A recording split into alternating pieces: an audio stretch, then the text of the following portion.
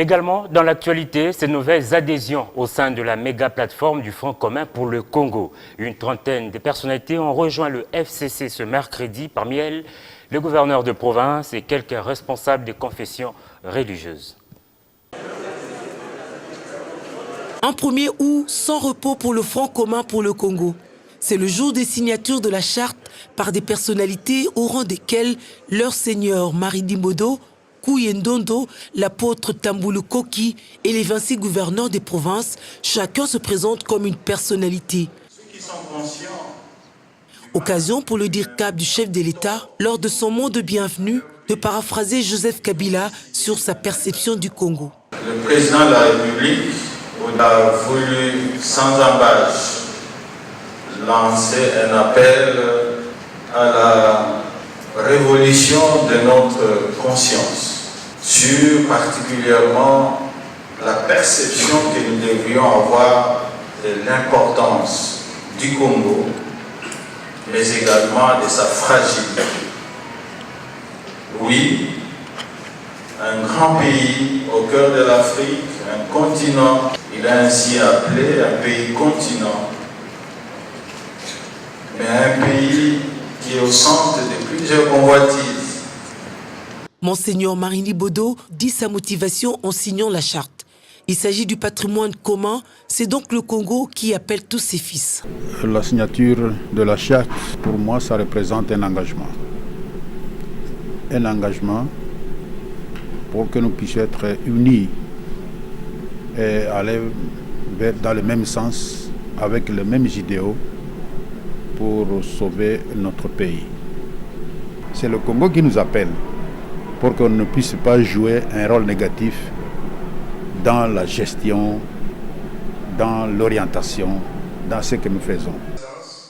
Le projet Front commun pour le Congo appelle les passionnés du Congo à se lever et changer de cap pour l'agir individuel qui démontre l'amour du Congo par le changement des mentalités.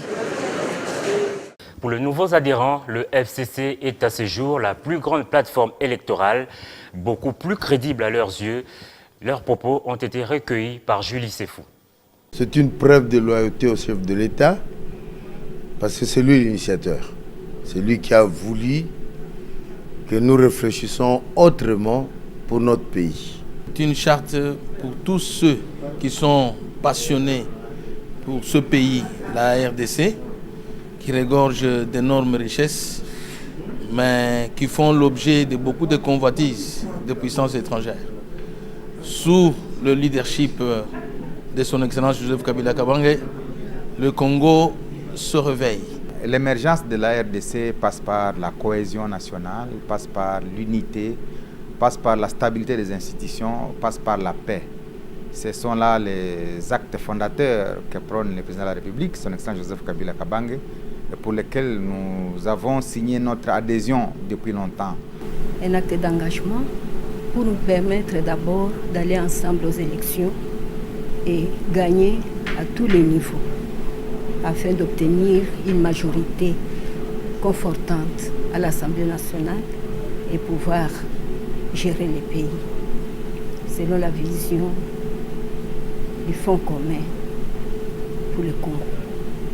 Affirmer mon engagement, de ma loyauté et de ma fidélité à l'initiateur du Front commun, je citais le président de la République, chef de l'État, mais également affirmer mon engagement républicain, qui est un engagement pour une cause juste. Cette cause juste s'appelle le Congo. Signer la charte du FCC, c'est renouveler ma loyauté au président de la République, renouveler mon engagement à pérenniser les acquis de ce qu'il a fait depuis ses 2 mandats à la tête de la République démocratique du Congo. C'est pérenniser la paix chèrement acquise, la bonne gouvernance et l'unité nationale. Notre sens de devoir, c'est le combat pour la patrie. Les Congo d'abord, et ensemble pour le Front commun. Nous devrions aujourd'hui donner l'image de ce que pense réellement le vrai Congolais autour de la démocratie et aussi les futures élections qui pointent à l'horizon pour l'intérêt de la patrie.